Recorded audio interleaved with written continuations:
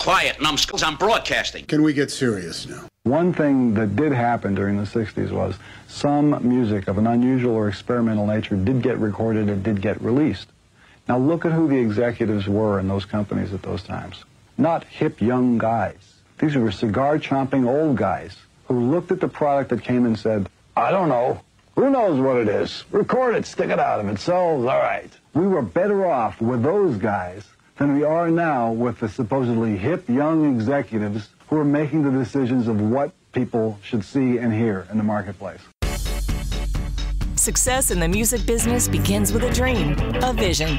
This podcast will give you, the listener, the insight and tools to turn that vision into a reality. Meet the industry professionals who work day by day behind the scenes, helping to make those dreams come true. Welcome to the business side of music. It's another edition of the business side of music. Today, from St. Petersburg, Florida, Camille Barbone is with us. Camille, welcome to the show. Hey, Bob. Thank you. Wonderful to be here. You and I chatted before the show, and we've exchanged emails, your office and mine. And as we go through these introductory periods, we find out you and I have worked with a lot of the same people. You worked with, of course, Leanne Rimes. You worked with Edgar Winter, the Jay Giles Band. But then your list just seems to add water and it grows. You've worked with everybody from Billy Joel, the Jacksons, Grace Jones, Pink Floyd, the Bee Gees. But you really have the one feather in your cap that nobody else can really share.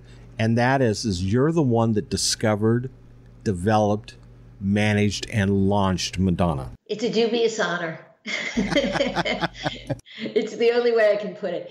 It's a wonderful honor, and it was the most amazing experience of my life to help launch that and watch it grow, and to see the way her career has just continued through the years, repackaged, relaunched so many different times, but always successful and always controversial. She was an amazing artist to discover, and I'm very proud of her, actually. She's accomplished a lot, and I think, once again, what a great feather in your cap. Let's back up just a moment, though. You're a New York girl, native? Yes, I am. Yeah. Born and raised. Still have my place there. I'll never give it up. How did you get started in this business? Interestingly enough, not in New York. I was visiting relatives in New York, in LA, from New York. Pete Romano and John Fiore were very, very successful engineers in Los Angeles and in San Francisco. And I was visiting my cousins, and one of them invited me to the studio. He said, meet me tonight. We're going to go out. I got to work. He gets dressed in jeans. He puts sunglasses on. I mean, he's starting to look cool. He's going to work. Like at that point in time, I'm 20 years old, 19, 20 years old. I said, all right. So we get in the car, and then we go to Columbia Studios in California, and we're sitting there, and it's dark, and there's a nice brown leather couch, and the air conditioning is on, and I don't know what's going to go on, and who walks in but Carlos Santana, and he's laying down the guitar solos to Oye Como Va. Oh, my gosh. My cousin was engineering the Abraxes album.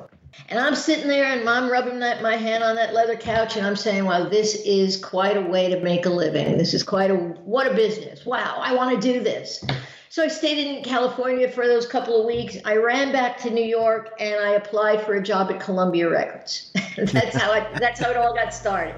Now, my cousins had gold and platinum albums in their house, and I have to go on record as saying that even prior to that, I was an audiophile of my own. You know, as a kid, I always wondered what was going to be the hit. You know, I grew up the era of the Beatles. All my friends wanted to date the Beatles. I wanted to be George Martin's kid. You know, I wanted to be in the backside of the business. I didn't want to be a hanger-on. I wanted to be on the inside track. And I realized really early on, I wanted to be as close to the artists as I possibly could. So going to California and experiencing that in the studio with my cousin John was just the icing on the cake. And I knew that was the only job for me, was to be in the music business.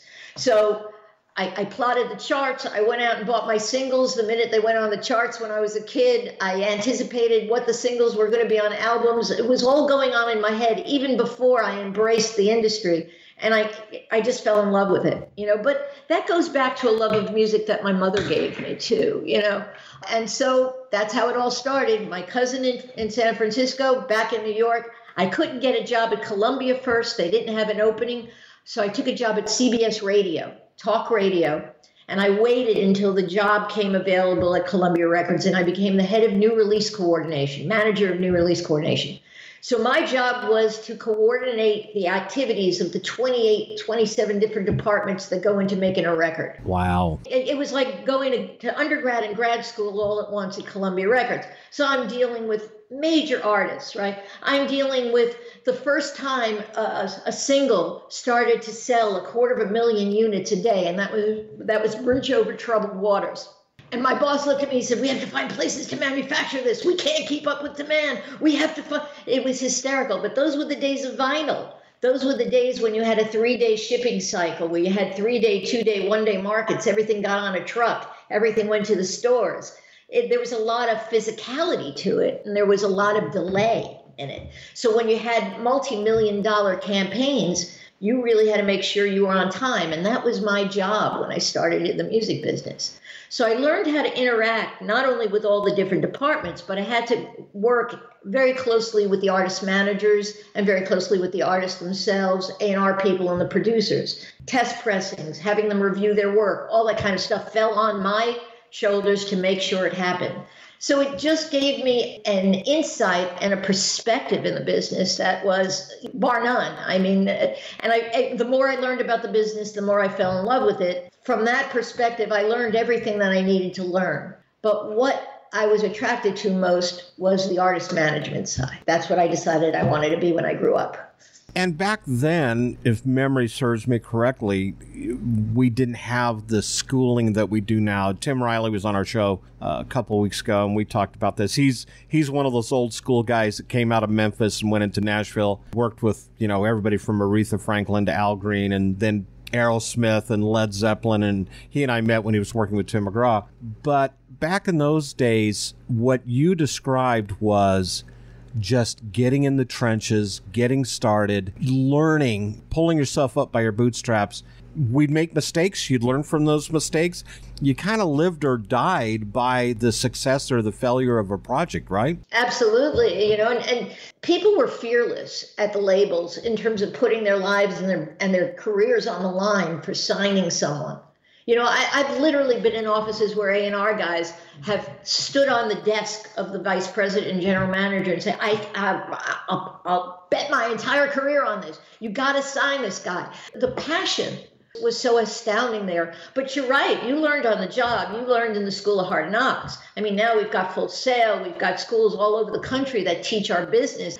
It's a testimony to the fact that this is a real industry that deserves the educational approach that it's getting right now. But we learned by doing. Do you feel that, obviously, book smarts, whether you go to the UCLA School of Music Business or you go to Belmont or Vanderbilt or you said Full Sail, that's your book smarts. And I get it. It really is an amazing education process.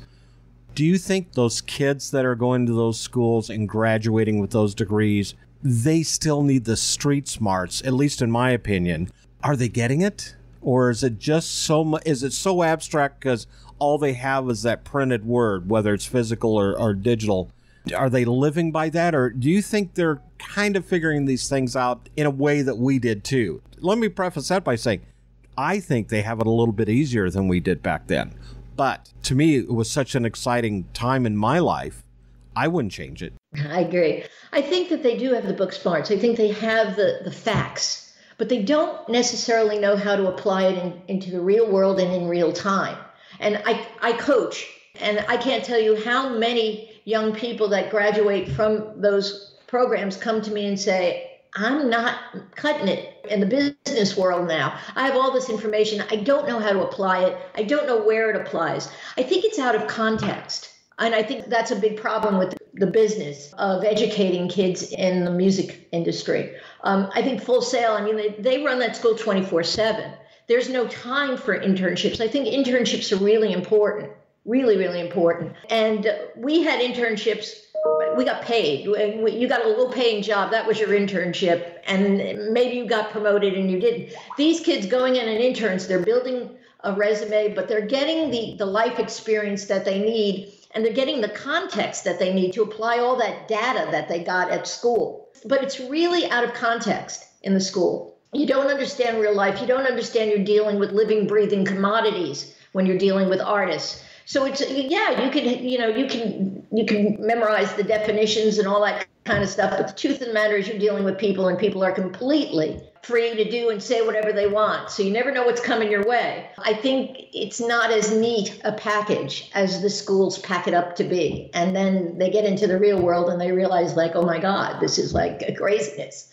And it really is a crazy, frenetic business, you know? It is pretty much still 24/7 to these days. Amen to that. Yeah, it sure is. Especially from a management or an agency aspect, even a publicist, it's 24/7. But that internship, and I agree, because I look at my internship as my 14, 15 years on the road touring, which is what got me prepared for those next steps. That kid that graduates from college maybe can't find the internship, or maybe it's not a paid internship. Should they go out and find something else in the meantime, like what you did? You know, you went to talk radio before you went to the label. I spent, a decade and a half on the road touring before I went to the label. That's still important, isn't it? It's very important. You have to find something as close as possible to what you want to get in there. Take anything at that point in time that can get you a bit closer to the industry and to the people that can tap you for the jobs you really want. But I think it really also requires a lot more thought now than it did ever before. I mean, we all fell into it with the passion and love of music, and we just knocked on doors. But the music industry in and of itself had a much lower profile then than it does now. The very fact that schools exist shows acknowledgement of a real big industry. I don't think people understood very much about the music industry in the 50s, 60s, 70s, 80s. And then, of course, radio, the advent of radio, made it a multi-billion-dollar business. But I think now the cat's out of the bag and everybody wants in. Everybody wants to, the sizzle is sold here. We're not selling the steak anymore. We're just selling the sizzle. And everybody wants to be in this business because they think it's a partying business. And then one of the things that I do, and I've taught college schools in terms of entertainment marketing. I've taught artist management for Baruch College. I've done a lot of stuff like that. I like teaching. They don't realize how hard you have to work until they start working in this business. I think that's one of the good parts of the schools, because the schools are so intense. It at least gives them an idea of how much they're going to have to give in order to get out of the business. But I believe that they're still ill-equipped. They've got the data, but they don't understand how to apply it. We're going to take a break, get a word in for one of our sponsors. When we come back, we're going to chat some more with Camille Barbone, who, by the way, has a coaching and consulting firm. We should definitely incorporate that in the conversation here. Hi, this is Jeremy Stevens with High Fidelity. You're listening to The Business Side of Music, the most listened to music industry podcast in some of the better parts of town. Some of the better parts of town? That is funny. You're listening to The Business Side of Music. Hi everyone, I'm Larry Butler, and I want to send you a free digital copy of my new book, The Singer-Songwriter Rulebook, 101 Ways to Help You Improve Your Chances of Success. That's right, everything you need to know to launch your career as a singer-songwriter, all based on my 40 years in the live performance arena, and believe me, I've seen it all. In my book, you'll find the 10 things you have to deal with before even thinking about becoming a singer-songwriter performer. You'll also learn about the 5 things every singer-songwriter can do this weekend to make their live show better. 5 things I can guarantee that you are not doing already. Plus, there's tips on songwriting and staging, photo and video shoots, publishing, merch, dozens of other topics. All written for people who don't particularly like to read. And again, it's free. Just go to the Business Side of Music website homepage and look for my book cover. Click on it, and a free digital copy of my book will be yours. I'm Larry Butler, and I approve of this message. Thanks. Hi, this is Tom Sabella, the creator, founder, and co-producer of the Business Side of Music podcast. It's loyal listeners such as yourself that make our podcast successful. Take the time to sign up for our weekly newsletter. Not only does it contain information on upcoming podcast episodes, but also informative tidbits on the music industry and even bonus items that we give away. all you have to do is sign up at businesssideofmusic.com, and we will send you Larry Butler's new singer-songwriter rulebook. That's it. All you have to do is go to businesssideofmusic.com, sign up, and we will send you Larry Butler's new book. Thanks to all our loyal listeners. We love you. You're listening to the business side of music. Back in the studio, Camille Barbone. Coaching and consulting is her name of the game now, but your history, you've run studios, you've promoted concerts, you've managed artists, you've spent a long time in the business working, consulting for Sony, Arista, Universal, Warner Chappell. The list goes on and on and on. Is there a favorite part of your business that you love more than the other? I know that when I started, I think I was 13 years old, and you talk about Santana, Abraxes. I went to a Santana concert right after that album came out, and all my friends are there, and everybody's watching Santana on stage, and he's playing, Black Magic Woman and Oi Como Va and all these great songs off the album. I'm looking at the lights. I'm looking at what the sound guy's doing. I'm looking at the roadies running across stage, and I'm going, that's what I want to do. That is so cool. It's changed, it's transition, we move on to other things. Is there one part of this business that you just truly love more than anything? Yes, and I also call it the hair shirt of the business, and that's artist management. When I was at Columbia, that was the position that I was most gravitating towards whenever I had to have any interactions on releases. Elizabeth Joel, some Doc McGee, the people that were coming, Lieber and Krebs, who had Aerosmith at that point in time, they'd come up there and they'd sit at those meetings, and man, they wielded power. Because they represented the artist. That's the thing I love the most. I also love what a manager does. I look at it as kind of being the CEO of a company that's product is the artist. So my job is to keep all the different divisions and departments that make that artist's career happen run in the same direction, smoothly, same goals, all that kind of stuff. And I fell in love with that. It's my coordination head. I am a coordinator. I want to know the day I have to get something done, and I work backwards and I create the process for it. And that's what management is all about for me. I think management is an extraordinary, extraordinary position. I also think it grooms you to run record labels or do whatever you want in the business because you're so diversified. And with 360 deals now, managers have to know a whole lot more about a lot of different industries. So for me, it was exciting. And it kept me expanding. You mentioned my resume. It's because of management I was able to do all those things because I was exposed to them one way or another as a manager. And then I could go on and I could run a record label or I could run a recording studio or the other things that I've done. So management is my sweet spot. Do you think that once again that young, mind full of fresh mush getting out of school, should they really diversify themselves and really kind of sample the entire buffet of the music industry before settling on one thing? I talked to someone a few weeks ago, an intern, who said, I want to go into public relations. Well, great. Why do you want to go into public relations? Well, I don't know. It kind of sounds exciting. You have any background in it? No. Have you interned anywhere? No. Have you looked at anything else? No. And I just thought, there's probably a great opportunity or two or three out there, and you haven't even explored it yet. I get, and what you said is perfect. You become a manager, you're groomed for just about anything else that you can do. Should they set their sights on one thing and go for it, or should they really expand their horizon? I think you have to get your foot in the door. So you're going to have to settle on one thing, but I think you have to explore. Get out of your comfort zone. I think some people love promotion. Some people don't want to do anything except radio promotion or don't want to do anything except publicity. They have an affinity towards it. And that's all well and good if your passion is there. But if you just have a general vibe, like I want to be in the music business, that's really kind of broad stroke.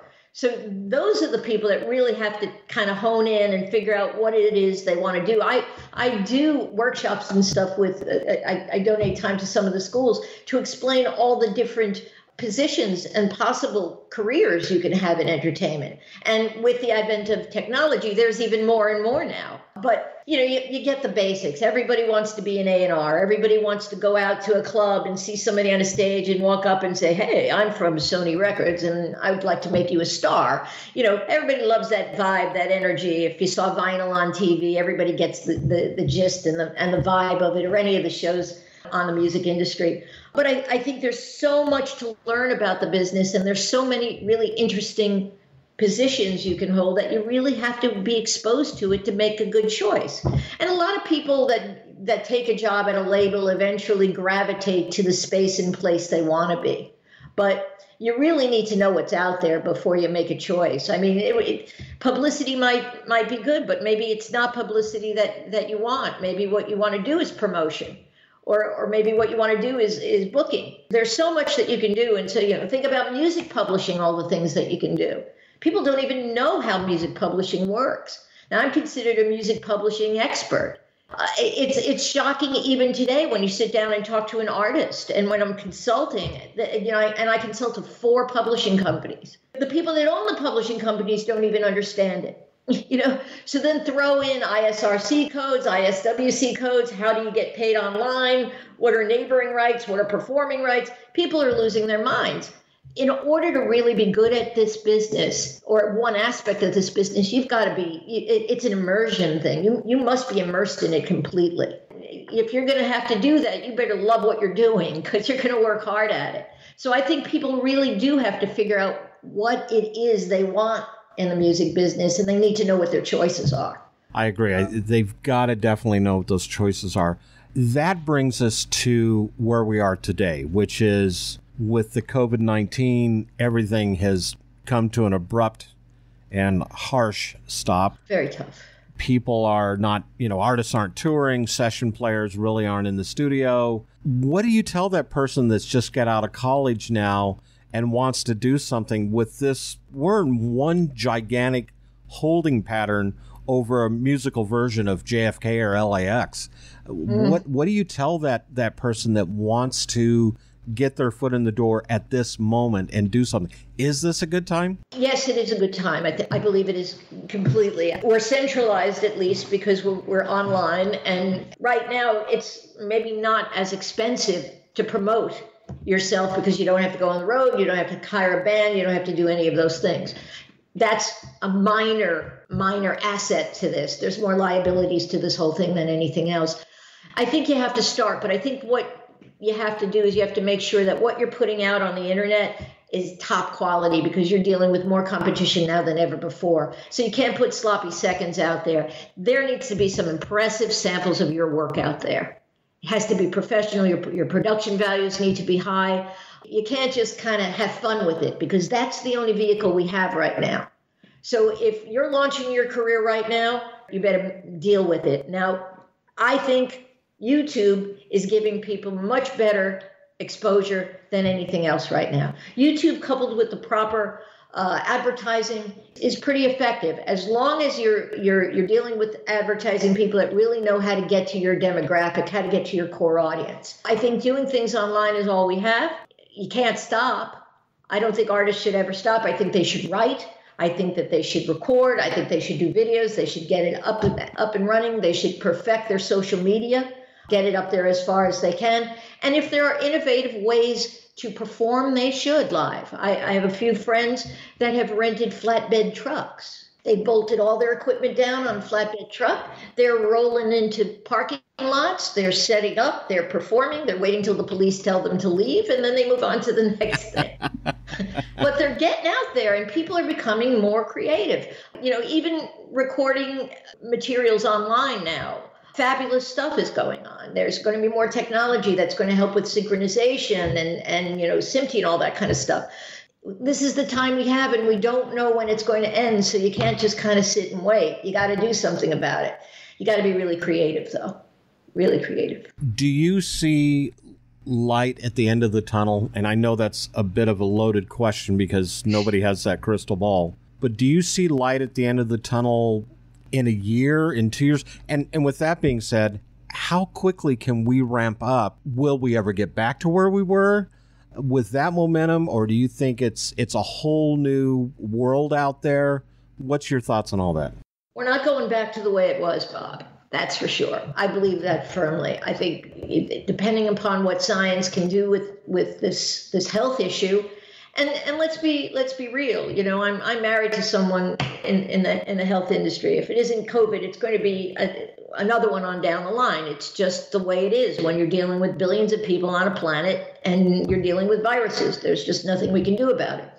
When you think about a concert setup, when you think about 20, 40,000 people all sitting together, shoulder to shoulder, when you're thinking about the artists, singing and talking and yelling, it's the express subway car, for these viruses. It's very, very difficult. I think the concertizing as we know it is going to have to evolve and change. I think we're going to see a lot of hologram stuff, in-home things going on. I think we're going to see technology take over. Concerts will come back, but I think they're mostly going to be outdoors for a long, long time. I think there's going to be a lot of social distancing. The concept that some people are dealing with drive-in movies, I think the drive-in movie model is a really good one when you think about it. We need live performance. We really do. And, I'm in Florida right now. There's so many stages outdoors, so some of the restaurants and the clubs are actually having people perform now. But they're outdoors and they're social distance. It's great. But what do you do with clubs in Manhattan or LA, or San Francisco? Where do you go when you don't have that street stuff going on? So I think live performance outdoors is going to come back first. And that's going to be very, very, very strangely laid out, I'm sure. And I don't know, I don't have a lot of hope for indoor 40, 50,000 seaters coming back before 2022. I don't, Live Nation is saying it too. What their losses are over $4 billion right now. What are you going to do? Live performance has been, a gigantic part of promotion. Online performances are going to have to sustain us until such time. Well, and I think online performances not only are going to have to sustain us, but on the other end, they're going to have to get better in their production value. Absolutely agree. So many artists I'm seeing, with the exception of maybe, I think the one that I've seen that has stood out, the Doobie Brothers did one, Keith Urban did one, and those are good. But 99% of the artists are in their living room. And I've said this before on the show, but I'm going to continue to say it because this is my soapbox right now.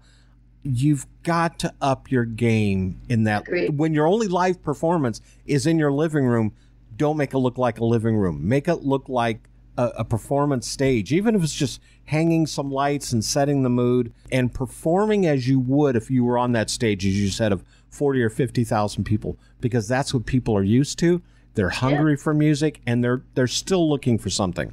Pay-per-view is a perfect vehicle when you're dealing with performances that cost more. Okay, yeah, in their living room. I caught the Alicia Keys, John Legend back-to-back thing. It was wonderful. It was really a lot of fun and all that kind of stuff. But you're right. It didn't feel like if somebody said to me, "You have to pay-per-view for this," I wouldn't have done it. But if it was a full-blown concert like Springsteen did on Broadway, and we got to see it on, online and stuff, I think it's appropriate to pay. I think, if Coldplay is going to do something, or if McCartney or Bruno Mars or anybody, they're going to go on a concert tour. The concert tour is one show, first off, because they don't have to go from city to city. Every city's going to tune in on it one night, So I think the production value has to be over the top. I think it has to be like the old 60s and 70s TV shows. They're dancers and lights and action and real entertainment that rivets you. Okay, you're in your living room. How good does that feel? There's nothing we can do about that part right now. You just brought up something that touched a nerve with me, a good nerve, but touched a nerve nonetheless. I was watching a documentary yesterday on an old film going back to the 60s called It's a Mad, Mad, Mad, Mad World that had this amazing cast of actors and actresses in it, and Stanley Kramer's directing it. But the thing that stood out more than anything else was that soundtrack. Now, this, don't get me wrong, it was a great movie, and, I think it won Academy Awards and, was a hit at the time. But the music, oh my gosh. You talk about all the bells and whistles that they put into this. That's we've got to get back to that. We've got to get back to creating great music that captures everybody's attention for more than 8 seconds. Oh, absolutely. But you know, I mean, that's the bad news about the internet. You know, we have very frivolous taste. It doesn't take long to have your attention driven somewhere else. That's the saddest part about this. The music industry, as I grew up in it, was kind of the filter. You know what I mean? They basically said, okay, this is going on the radio. This is going into the live shows. This is what we're doing a concert on. Yeah, we're going to do a live appearance for this guy on television. They dictated what the public bought. Now the public dictates what they buy, and what we've got are we have these little pockets of fans, but it's very, very hard to get them all to converge. So we don't get the number of superstars that we had. We don't get the Elton John. We don't get the Madonna. We get little kind of nibbles. And then what happens is the audience loses their attention and they go on to the next thing. So we don't get to see these artists grow and evolve and settle in. I mean, I come from a time in the music business where a label signed you and they knew it was going to be 3 albums before anything good happened. I mean, what indulgence, how lucky they were. You know, okay, the first Billy Joel album, yeah, that didn't do too well. Second one didn't do too well either. You know, we had to wait to Just the Way You Are for the thing to blow up. But we don't have that now. You know, we don't have that kind of artist development now.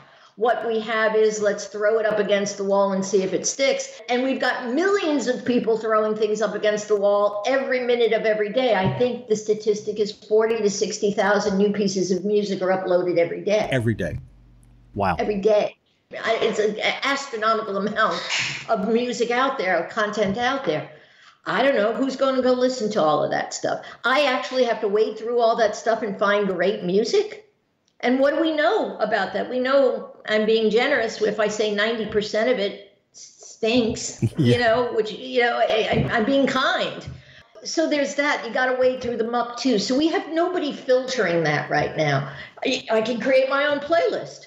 What radio station would allow the listeners to create the playlist? Yeah. Never. So it's a different ball of wax now. But I think it all distills down to the fact that quality is absolutely essential no matter what you do in this business as an artist. If you're recording something, it has to be a great song. It has to be a great performance, great instrumentation. If you're performing from beginning to end, it better be electrifying.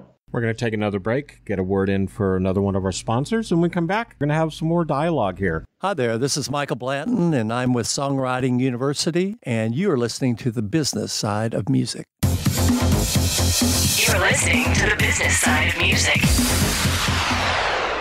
Hey, it's Chris SD from Sync Songwriter. Imagine what it would be like getting your music into the latest TV shows, movies, or ads.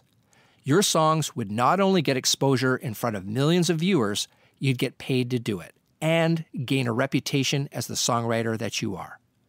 I've been showing songwriters, composers, and artists how to get their music into TV and film for over 15 years. Collectively, they have generated hundreds of thousands of dollars from licensing their music. Their music has been on networks such as HBO, Bravo, ABC, NBC, Netflix, and more. In films or trailers such as Predator, Annihilation, Christmas Chronicles, Professor Mac, and many others. So many songwriters upload their music to websites hoping to get discovered. Unfortunately, this almost never happens with the millions of songs out there competing for attention. I show you how to get your music heard by the people who can actually make it happen for you. When you start getting your music licensed, you automatically develop a reputation in the industry. This lets you get syncs over and over again. If you'd like to discover how to connect with the right people in music licensing, just click the Sync Songwriter logo on the Business Side of Music webpage, and I'll see you there. You're listening to the business side of music. Back in the studio, Camille Barbone, who is with Camille Barbone Coaching and Consulting. When we talk about coaching and consulting, what does that cover? You know, coaching is basically an empowering tool. So it's becoming much more successful. And what I find is when an artist doesn't have a manager, doesn't know how to get a manager, coaching is a good thing for them because I can teach them how to make themselves attractive and viable. Would that be in addition to, instead of, a replacement as, or is that really the precursor before you get into that management mode? Precursor. It's packaging them to make them attractive to a manager. It's having them understand how to work properly with a manager, or how to work properly with a producer or a record label, or any of the other things that are going on. When I coach an artist, that's generally what it's all about. On the flip side of that, I coach a lot of people that want to be managers, or want to start a record label, or want to be producers, engineers. They have the experience, maybe they even have the education, but they don't know how to make the connection and how to market themselves within the business. Companies, I do a lot with ramp ups. I'm working with a company right now called Royalty Genius, and they're a royalty collection company, and they have algorithms and technology like no other in terms of being able to collect royalties in 60 days as opposed to a year. And they can also attack and tackle black box royalties, all through technology. But they also have a record label. They also have a publishing company. I'm working with the owners to help them lay out their entire operation. So that's a consulting business. That started out as coaching. I was coaching the CEO, and I coach a lot of CEOs. CEOs don't like to ask for help inside their organization. They like to go outside their organization. They don't want to show any kind of vulnerability. So I get a quiet call, and it's completely confidential. And I work with them on, maybe they're having a problem with their vice president merch, or maybe they're having a difficult time with their promotion staff. I can work with them on those types of issues and work with them closely and help and guide them through that. So it can be an individual coaching or consulting gig, or it can be an organizational one where I'm dealing with the company itself. But it's a wonderful way to apply what I know. I got my master's degree in business, and I got a degree in psychology. Psychology I wanted because of the artist management thing. It's interesting you say that, because when I was road managing bands, and I would have people that would come up to me, they go, I want to be a road manager. What do I need to do? And I would say, you probably need to get a degree in psychology, because it's not just getting the band from A to B. It's herding kittens. It's keeping everybody's calendar straight. It's marriage crises. It's relationships. You're dealing with everything. And managers and heads of companies, I mean, it's still all the same thing. You may have a great HR department, human resources department, but if you're one-on-one with anybody, it becomes very personal. It has to be. I mentioned it earlier. You're dealing with living, breathing commodities in the music business. This is not a gasket or, a cell phone cover that you're trying to market and merchandise. It's a person. And very, very often in the business, they're depersonalized. I mean, a label head doesn't really think twice about what's going to happen when he drops that artist. He's just going to drop the artist. He's not going to worry, oh, God, he just bought a house. Oh, my God, he just had a baby. You don't care about that stuff. They're products. Managers keep the humanness there. One of my jobs is always to remind people that you're dealing with people here, and you have to deal with them in such a way where you can get what you want from them without crushing them, hurting them, emasculating them, any of the things you want to do. And also you have to keep them from being a-holes too. Yeah. And that can happen with ego. Tell me how you come down off of walking into an arena and having 50,000 people chanting your name. It's a little hard to, get the reality check after that. So managers are responsible for a lot of the equilibrium of the business. It's very important to keep that in mind. Very important. It's interesting you brought that up, because I remember my days as manager of artist development on the road with the acts. And it was the exact same thing. My job at the label was to protect the interest of the label, to make sure that the artists did everything that they were supposed to do. In other words, do the meet and greets, or we'd call them grip and grins. Make sure you play nice with the radio people, shake the hands with the promoter, do your fan club visits, because we knew as a label, that's what was selling the albums. That's what was selling the CDs. Right. And I wasn't there to make friends with these people. I was there to do a job, which was tough, because some of these artists didn't want to get out of the bus until it was showtime. And as soon as the show was over, they wanted to get back on the bus or get on their plane. It really is. And maybe I should say, you also have to take into consideration What's going on in their heads at that time? Did they just have a fight with somebody, whether it's their boyfriend or girlfriend, husband or wife, mom and dad, whatever it is? And it's a lot of balls to juggle for anybody out there. Probably wouldn't hurt if anybody wants to get into this business to take a psychology course or two, right? Absolutely not. It helped me a lot. I mean, I got my master's in psychology, and then I got my MBA because I was thinking that I wanted to teach. And I was teaching without those degrees, but now you have to have those degrees. But I also thought it would be fabulous from my coaching and consulting point of view. So I just dove right in, and I can't tell you what it brings to the party. It brings amazing insight and complexity to the way I can rationale and reason with people and all, and it really works very, very well.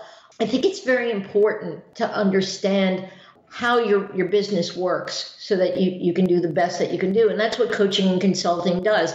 And I don't only coach people in the entertainment business. I'd say 75% of my practice is the entertainment industry. But then there's 25%. And then I learn things about other businesses that I can apply to the industry that I know and love the most. It's been for me a wonderful experience. I stopped working at labels in 2009.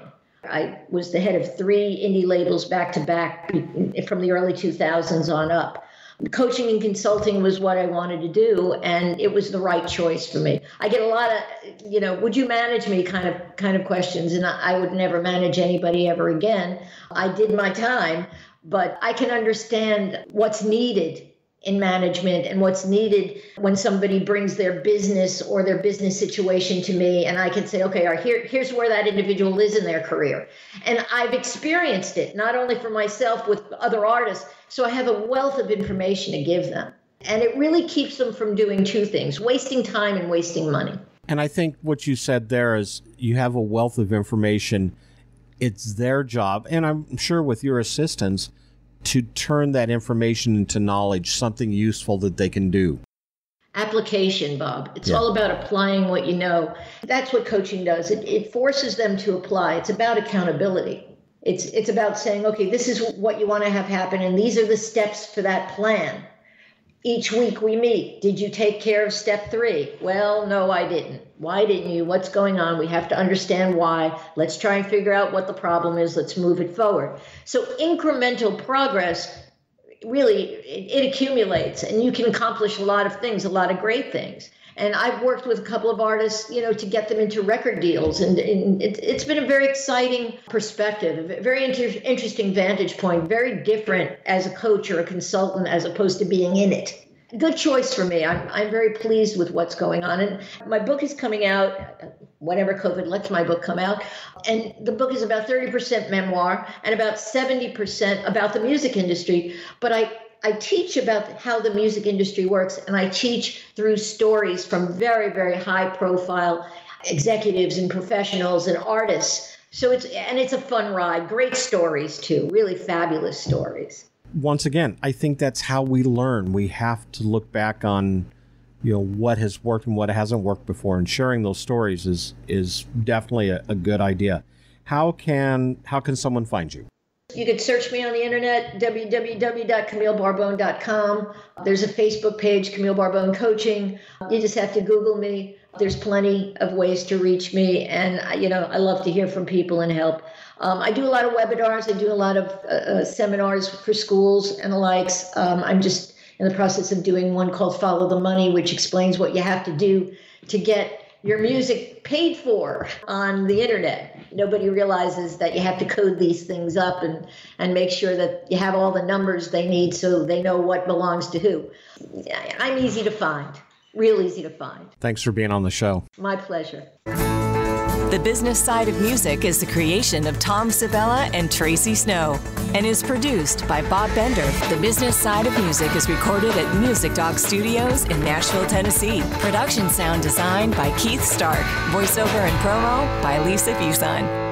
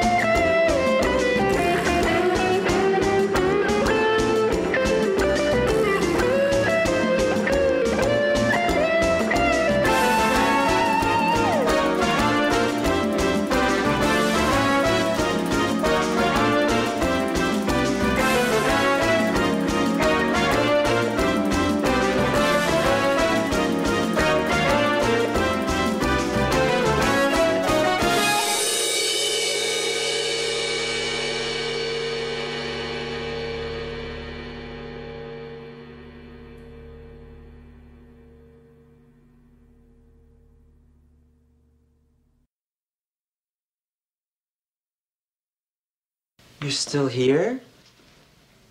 It's over. Go home. Go.